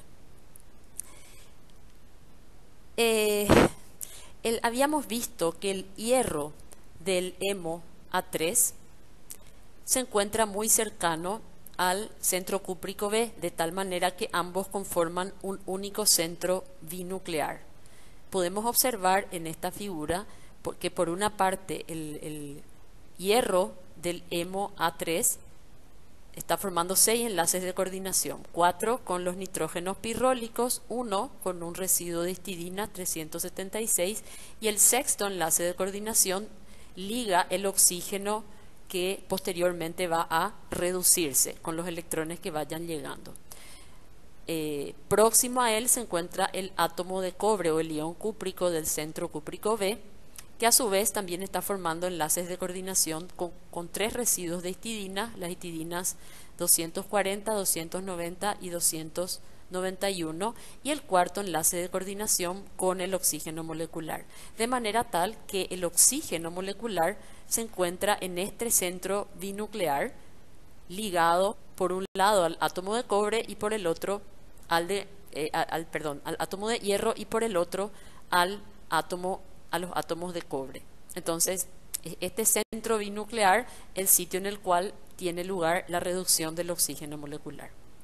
Se puede observar también en esta figura que el anillo de la histidina 240 se encuentra formando enlace covalente con un residuo de tirosina, la tirosina 244.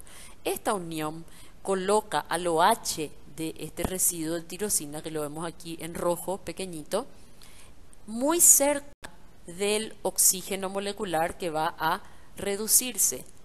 Como acabamos de mencionar, se necesitan 4 electrones para reducir totalmente al oxígeno molecular. De estos, el complejo binuclear puede retener solamente 3. Se cree entonces que el OH de esta tirosina 144 es el que va a proporcionar el cuarto electrón para la reducción completa del oxígeno molecular a agua, generando temporalmente un intermediario radical tirosilo. Entonces, es de esta manera y en este sitio donde tiene lugar la reducción completa del oxígeno molecular a agua.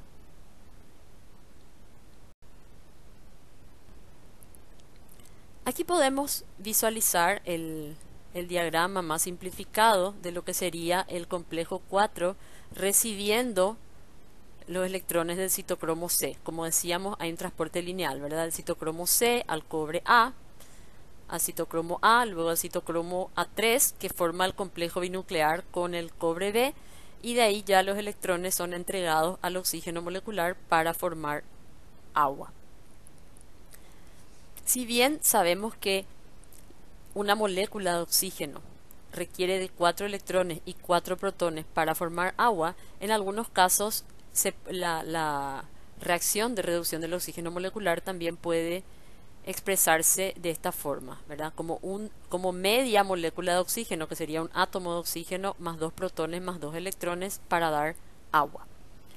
El citocromo, el complejo 4 es el único transportador de electrones en el cual el hierro del hemo tiene un sitio de coordinación capaz de reaccionar directamente con el oxígeno, a diferencia de todos los otros citocromos en los que solamente son capaces de transportar electrones y no reaccionar con el oxígeno. Vamos a ver una pequeña animación que muestra entonces de qué manera son transportados los electrones.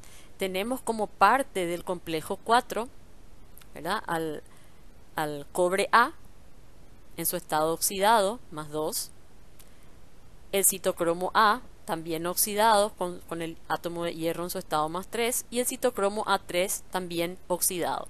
Entonces, ante la llegada de una molécula de citocromo C, reducido porque el hierro está más 2, entonces este citocromo C hace entrega de un electrón al cobre A, que entonces el citocromo C queda oxidado y el cobre A queda reducido como cobre más 1.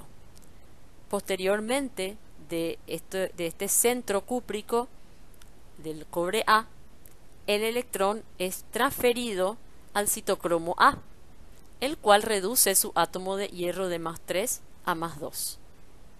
Asimismo, posteriormente el citocromo A entrega el electrón al citocromo A3, oxidándose nuevamente y reduciendo el citocromo A3 su átomo de hierro de más 3 a más 2.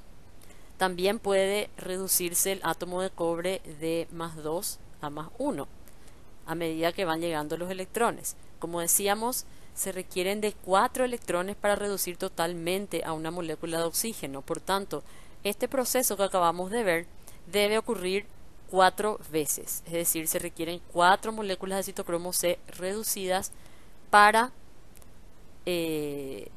para obtener los 4 electrones que se necesitan para reducir una molécula de oxígeno. Entonces, una vez que se obtienen esos 4 electrones, la molécula de oxígeno también obtiene o sustrae 4 protones del medio para formar 2 moléculas de agua. Entonces, recordemos, como decíamos, que la reducción del oxígeno molecular a 2 moléculas de agua tiene lugar en el complejo binuclear citocromo A3 cobre B, que en su estado reducido es capaz de retener hasta 3 electrones y el electrón adicional procede de un residuo de tirosina que se encuentra próximo a la molécula de oxígeno.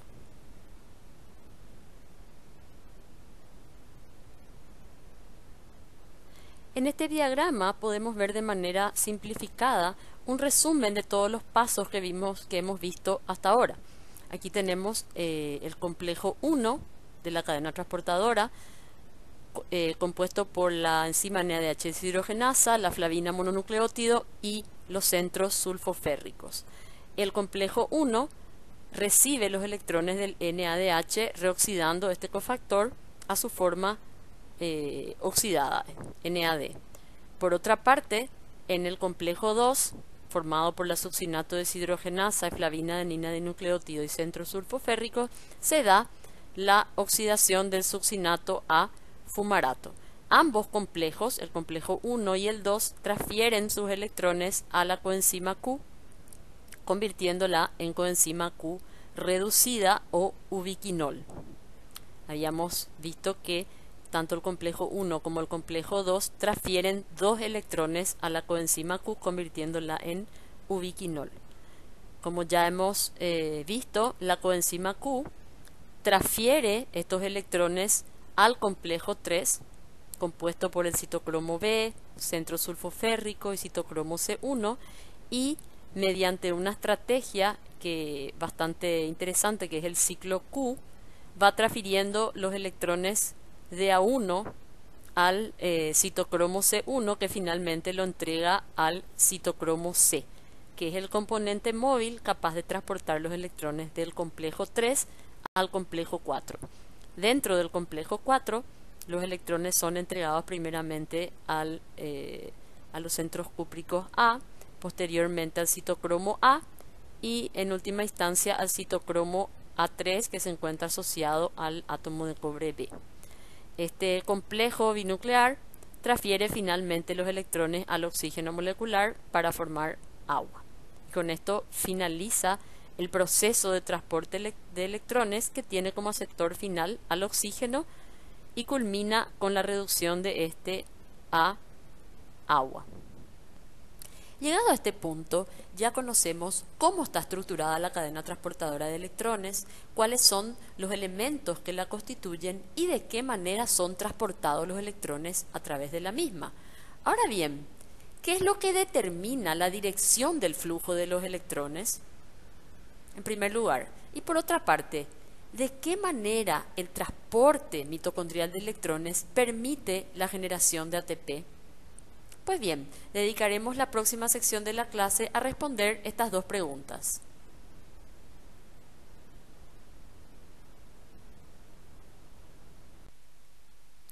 La oxidación de NADH y FADH2 es llevada a cabo por la cadena transportadora de electrones, un conjunto de complejos proteicos que contienen centros redox con afinidades progresivamente mayores por los electrones.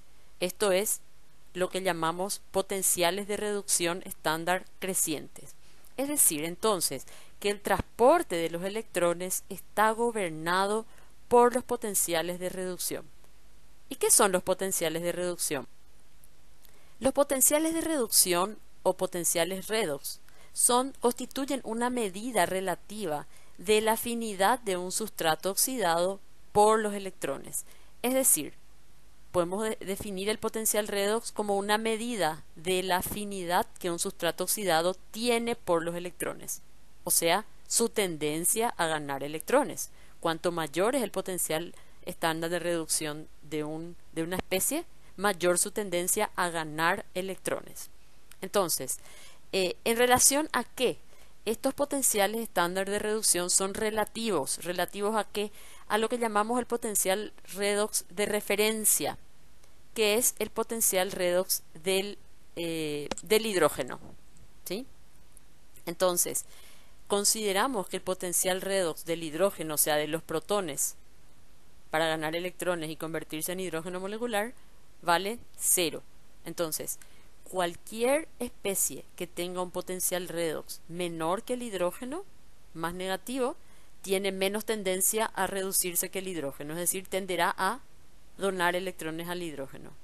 Y cualquier especie que tenga un potencial redox positivo, es decir, mayor al hidrógeno, tendrá tendencia a aceptar electrones del hidrógeno. Entonces, las sustancias con potenciales redox negativo tienden a ceder electrones al hidrógeno, porque un potencial redox menor significa menor afinidad por los electrones. Entonces, una sustancia con un potencial redox negativo tiene menos afinidad por los electrones que el hidrógeno, por tanto cede electrones al hidrógeno. Estas sustancias en general tienden a oxidarse, por tanto son reductores. Las sustancias con potenciales redox positivos tienden a sustraer electrones al hidrógeno, porque el potencial redox positivo significa que tienen mayor afinidad por los electrones en relación al hidrógeno, por tanto le sacan electrones al hidrógeno. Este tipo de sustancias tienden a reducirse, son por ende oxidantes. Hablemos un poco más acerca de los potenciales redox. En esta tabla podemos observar los potenciales de reducción o potenciales redox de los diferentes componentes de la cadena transportadora de electrones en mitocondrias en reposo. Fíjense que en lo más alto tenemos al NADH con un potencial redox de menos 0,315 voltios. El potencial redox se mide en voltios. Es una diferencia de potencial, ¿verdad? Entonces menos 0,315. Esta es la sustancia con potencial redox más negativo entre todas las especies que participan en el transporte de electrones. Y en el otro extremo de la tabla tenemos al oxígeno molecular con un potencial redox de 0,815, el potencial redox más elevado. ¿Qué habíamos dicho? Que cuanto mayor es el potencial de reducción o potencial redox, mayor es la afinidad de una especie por los electrones. Por tanto, podemos decir que el oxígeno es la especie con mayor afinidad hacia los electrones, el que más atrae a los electrones. Por tanto, es el que mayor tendencia tiene a ganar electrones. Por otra parte, con el NADH ocurre lo contrario. Es la sustancia de menor potencial redox bueno, casi, aquí vemos una proteína sulfoférrica que tiene un potencial redox un poco más negativo, ¿verdad? Pero en general el NADH tiene un potencial redox más negativo, por tanto es la sustancia que tiene más tendencia a ceder electrones. Así entonces podemos, y si nos vamos fijando en la tabla, podemos visualizar que en la medida que vamos para abajo, el valor negativo del potencial redox va disminuyendo, o sea, en valor absoluto, va siendo menos negativo, por tanto el potencial redox va aumentando. Fíjense que el FAD ya tiene un potencial redox de menos 0,040.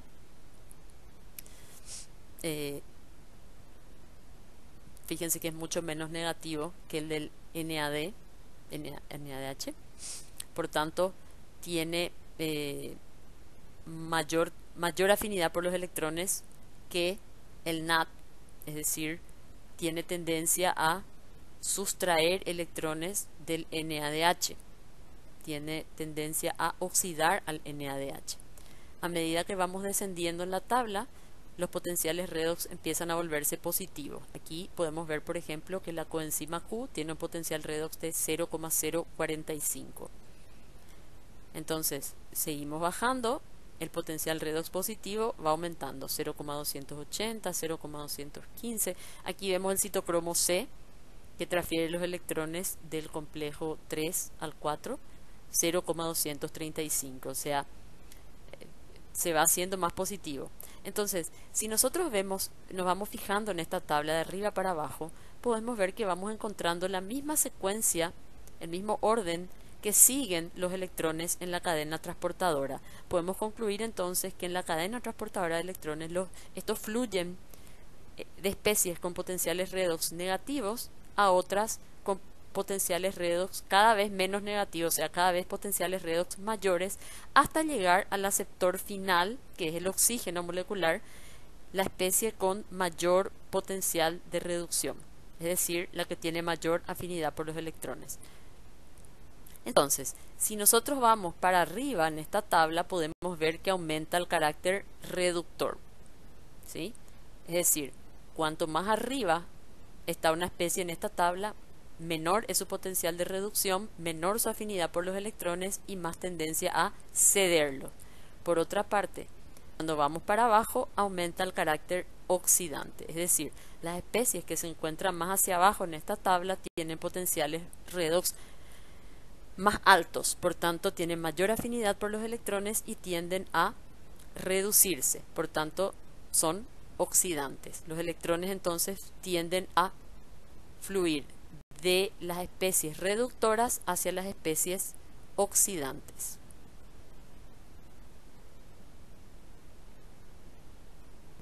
Entonces podemos decir que ya hemos respondido a la primera pregunta.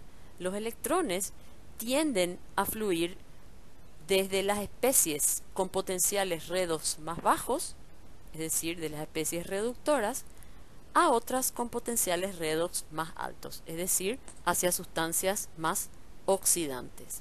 Entonces, la diferencia de potencial redox de una reacción está dada por el potencial de reducción del aceptor, es decir, de la sustancia o la especie que acepta los electrones, menos el potencial de reducción del dador.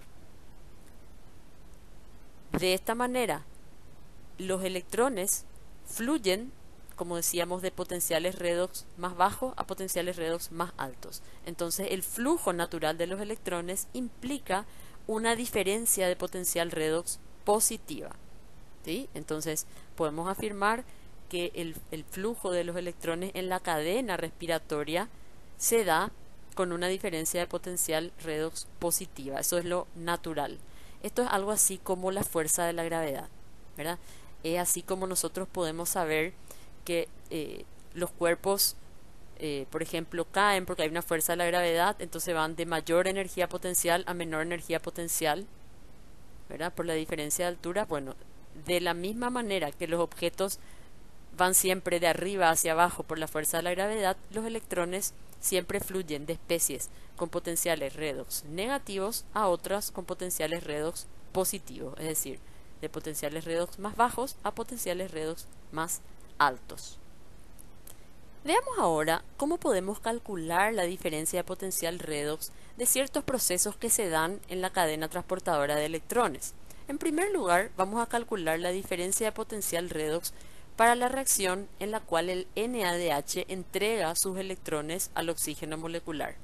Es decir, la diferencia de potencial entre el primer paso, que es cuando el NADH se reoxida en el complejo 1, hasta el paso final en el cual los electrones reducen al oxígeno molecular a agua. Para ello entonces debemos considerar los potenciales de reducción de las dos semireacciones. En primer lugar, la reacción de reducción del NAD para dar NADH. Este tiene un potencial de reducción de menos 0,315 voltios. La reducción del oxígeno molecular a agua tiene un potencial redox de 0,815. Entonces, para saber la diferencia de potencial redox entre estos dos procesos, eso corresponde a la reacción neta en la cual el NADH se oxida y el oxígeno molecular se reduce. Entonces, para tener la reacción completa debemos sumar la semireacción de oxidación del NADH y la de reducción del oxígeno. Como aquí la reacción del NAD está escrita en el sentido de la reducción, debemos invertirla y luego sumarlas para tener la reacción neta. Entonces, la reacción neta es un medio de oxígeno molecular más NADH reducido para dar agua más NAD oxidado. Ahora bien, ¿cómo hacemos el cálculo de la diferencia de potencial redox para esta reacción? Recuerden que cada reacción se compone de dos semireacciones. Entonces hacemos diferencia de potencial redox es igual al potencial redox del aceptor menos el potencial redox del dador. El aceptor es el oxígeno, que tiene un potencial redox de más 0,815 voltios. Y el dador es el NAD o NADH. Entonces, menos el potencial redox del dador, que es menos 0,315. Entonces es menos 0,315. Finalmente, menos por menos más. Entonces estos dos valores se suman y nos da una diferencia de potencial redox de más 1,13 voltios. Como analizaremos posteriormente, esta es la mayor diferencia de potencial redox que se da a nivel de la cadena transportadora de electrones.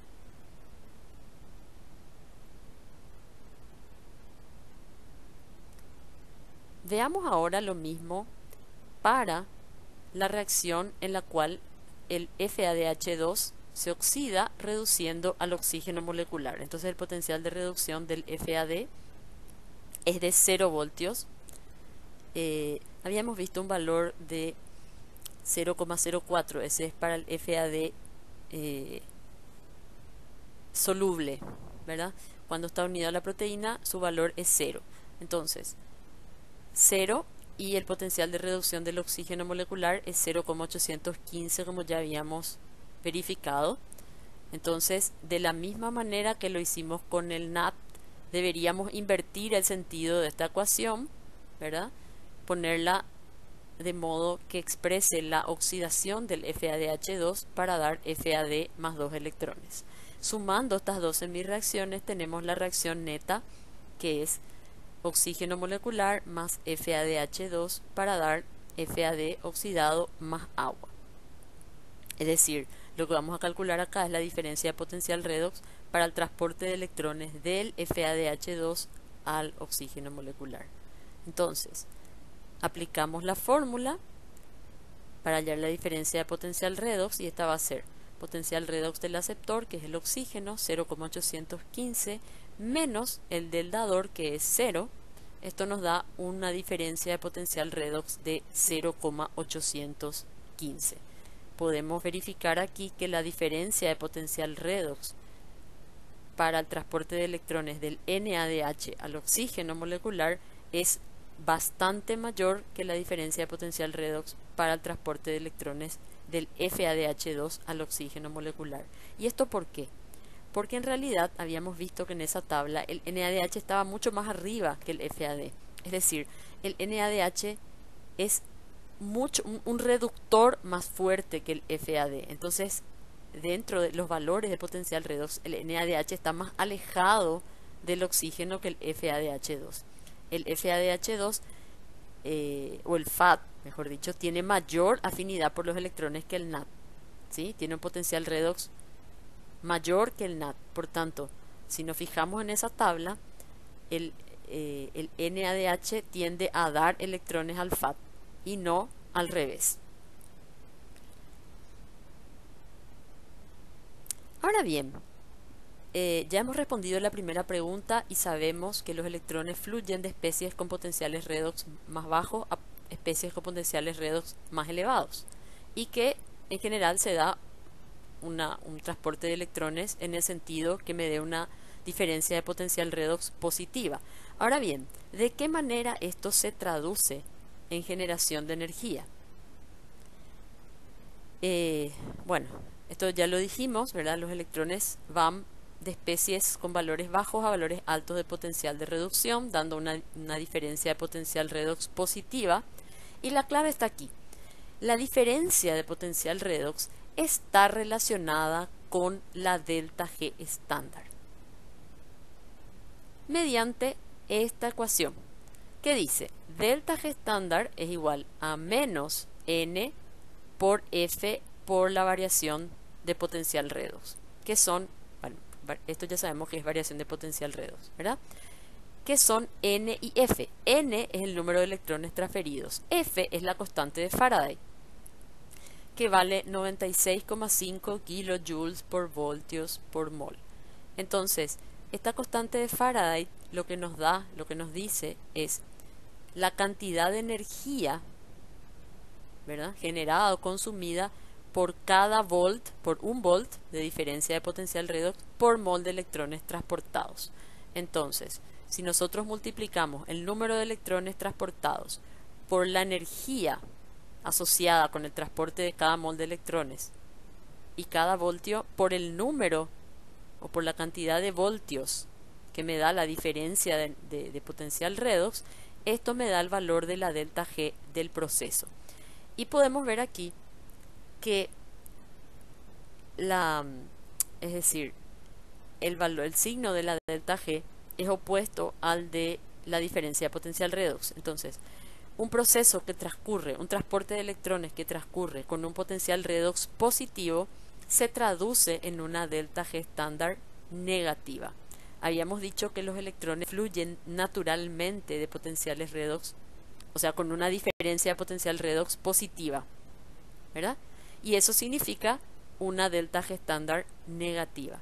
Podemos concluir entonces que el transporte de electrones a través de la cadena mitocondrial, la cadena transportadora mitocondrial, es un proceso exergónico, es decir, el transporte de electrones a través de la cadena respiratoria es un proceso que transcurre con disminución de energía libre, con liberación de energía.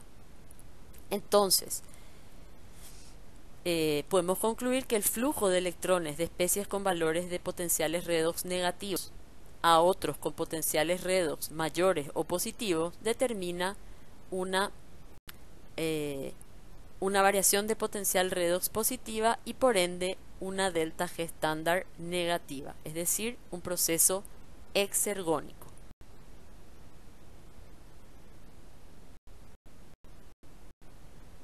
Podemos calcular cuál es la energía liberada para las reacciones que habíamos estudiado previamente. Habíamos calculado la diferencia de potencial redox para transportar electrones del NADH al oxígeno molecular y esto nos había dado un valor de 1,15 voltios, ¿verdad? ¿Cuál es el valor de la delta G estándar asociada a este proceso de transporte de electrones? Usamos entonces la fórmula para calcular, ¿verdad? Delta G estándar es igual a menos N por la constante de Faraday por la variación del potencial redox, y eso nos da menos 2, porque son 2 electrones, por 96,5 kilojoules por mol por voltios, por 1,15 voltios, eso me da 220 kilojoules por mol. Multiplicando por 0,24 para pasar a kilocalorías me da 52,6 kilocalorías por mol. Entonces, a partir de la diferencia de potencial redox que se da en el transporte de electrones entre dos especies, yo puedo calcular la energía libre asociada. Por la fórmula podemos deducir que cuanto mayor sea la diferencia de potencial redox entre dos especies, mayor será la cantidad de energía liberada. Hagamos el mismo cálculo ahora para la transferencia de electrones del FADH2 al oxígeno molecular. En esta reacción, el FADH2 se oxida y el oxígeno se reduce a agua. Habíamos visto que la diferencia de potencial redox en este caso es menor, es de 0,815. Podemos predecir entonces que si bien la delta G estándar va a ser negativa, va a ser menos negativa que en el caso de la transferencia de electrones a partir del NADH al oxígeno. Hacemos el cálculo, ¿verdad? Menos 2 por 96,5 por 0,815, eso da un valor de 157 kilojoules por mol o 37,7 kilocalorías por mol. Entonces, es muy interesante este análisis porque nos ayudará a entender también otras cosas que mencionaremos en la próxima presentación. Fíjense que dado que la transferencia de electrones del NADH al oxígeno molecular implica una diferencia de potencial redox mayor que la diferencia de potencial redox vinculada a la transferencia de electrones del FADH2 al oxígeno molecular, esto implica también que la energía liberada al transferirse electrones del NADH al oxígeno es mayor que la energía liberada al transferirse electrones del FADH2 al oxígeno molecular. Esto es muy importante porque, como veremos en la próxima presentación, esto determina el hecho de que el transporte de electrones a partir del NADH permita generar 3 moléculas de ATP por cada NADH que se reoxida, mientras que en el FADH2 el transporte de electrones hasta el oxígeno libera energía suficiente solamente para la síntesis de 2 ATP. Pero de esto hablaremos con mayor profundidad en la próxima clase.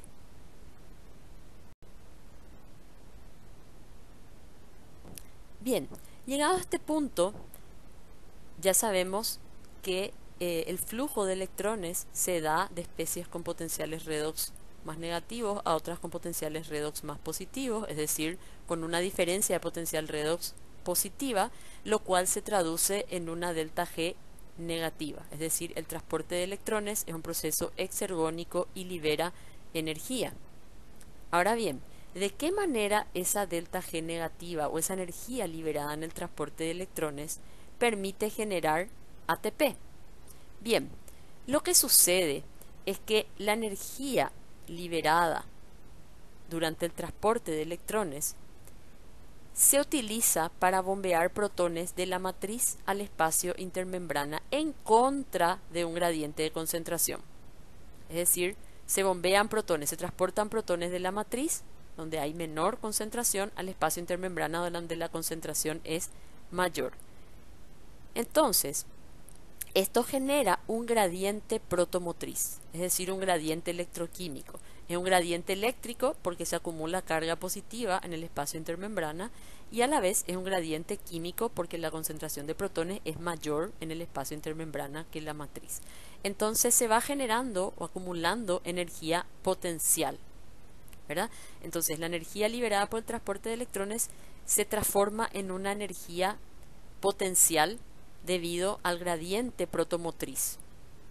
Posteriormente, estos protones retornan a través de un complejo que se encuentra inserto en la membrana mitocondrial interna llamado ATP sintetasa y la energía liberada cuando estos protones retornan a favor del gradiente de concentración permite al ATP sintetasa generar ATP y este proceso es lo que se conoce como fosforilación oxidativa.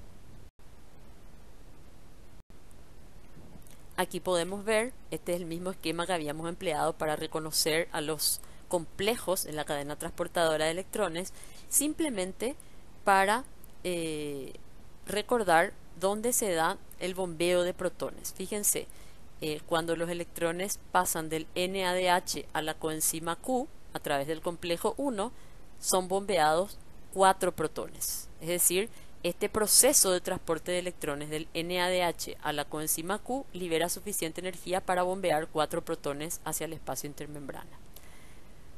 Cuando el paso de los electrones de la coenzima Q a través del complejo 3 hacia el citocromo C permite el bombeo de otros 4 protones.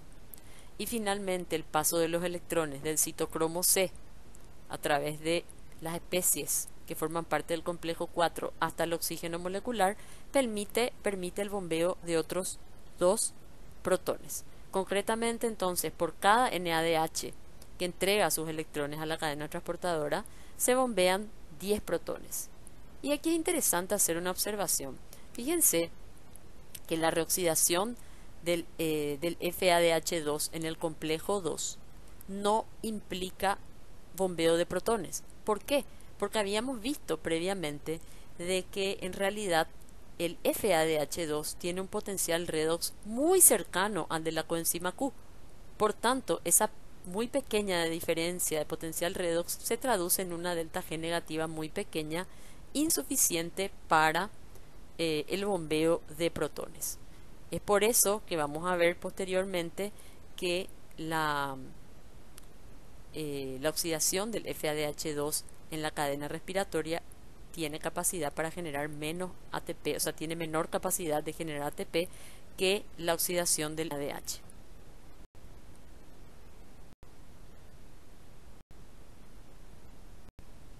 En este otro esquema más simplificado de los complejos transportadores, podemos ver cómo a medida que los electrones van siendo transportados, los protones van siendo bombeados de la matriz mitocondrial, donde la concentración es baja, hacia el espacio intermembrana, donde su concentración es alta. Entonces los protones se van concentrando en el espacio intermembrana.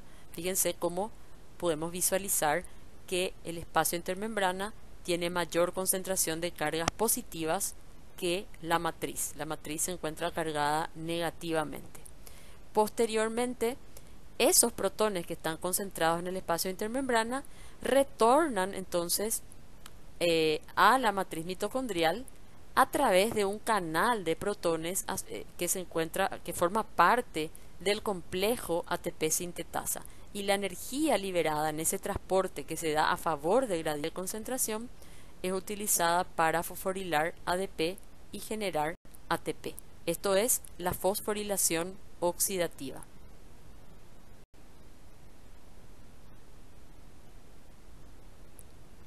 Si nos fijamos nuevamente en la tabla de potenciales de reducción de los diferentes componentes y calculamos cuál es la diferencia de potencial redox en los diferentes complejos, podemos ver, fíjense, cuando hacemos la diferencia de potencial redox entre el NADH menos 0,315 y la coenzima Q, que es todo el proceso que implica el paso de los electrones del complejo 1 a la coenzima Q, haciendo la diferencia sería potencial redox del aceptor, que es la coenzima Q, que es 0,045, menos 0,315. Eso nos da una diferencia de potencial redox de 0,360 voltios.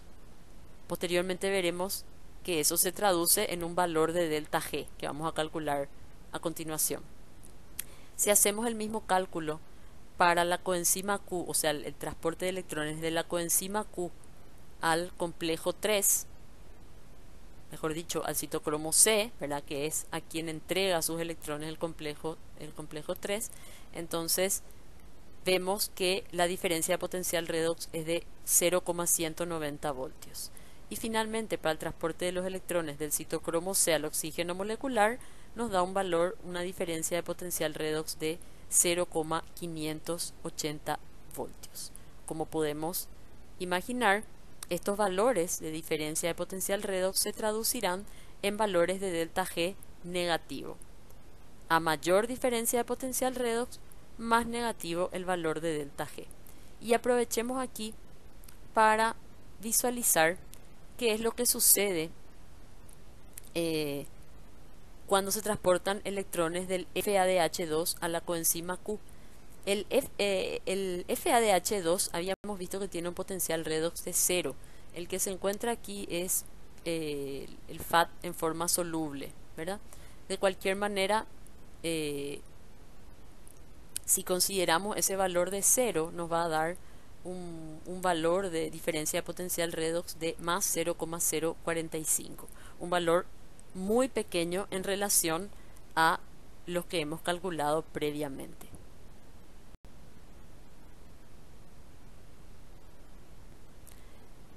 Fíjense, en este gráfico nos muestra una escala de potenciales redox desde el valor más negativo arriba,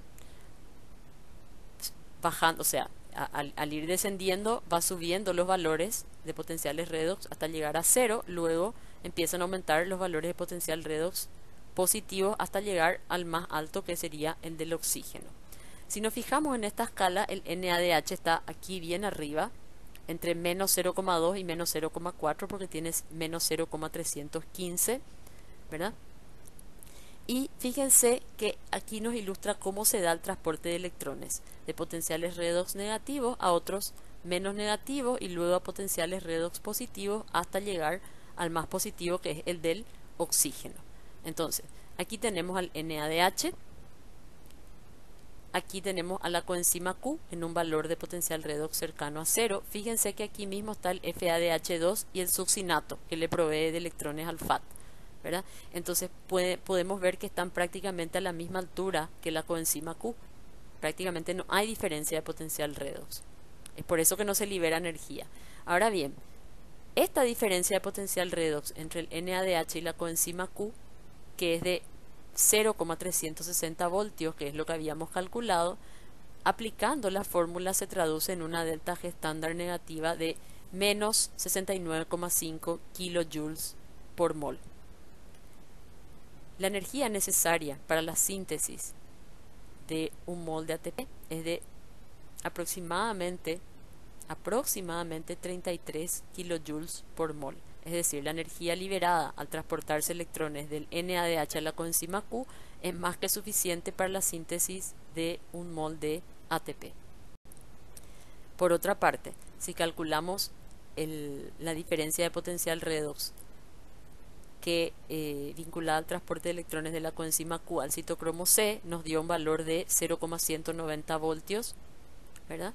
Lo cual se traduce en una delta G estándar de menos 36,7 kilojoules por mol. También energía suficiente para la síntesis de un mol de ATP. Y finalmente, si hacemos lo propio para el transporte de electrones del citocromo C al oxígeno molecular, nos da un valor de diferencia de potencial redox mucho mayor, de 0,580, lo cual se traduce en un valor de delta G estándar mucho más negativa, menos 112 kilojoules por mol, que da de sobra para sintetizar un tercer mol de ATP. Entonces, si bien hablaremos de esto con más detalle en la próxima presentación, este diagrama nos permite ya visualizar por qué el transporte de los electrones del NADH al oxígeno molecular permite la síntesis de 3 ATP, porque la energía que se libera en el proceso de transporte de electrones tiene un valor suficiente para impulsar la fosforilación de 3 moles de ADP por cada mol de NADH que se oxida. Yo puedo decir que por cada molécula de NADH se generan 3 moléculas de ATP, o también puedo decir que por cada mol de NADH que se reoxida o que entrega sus electrones al oxígeno molecular, se generan 3 moles ATP.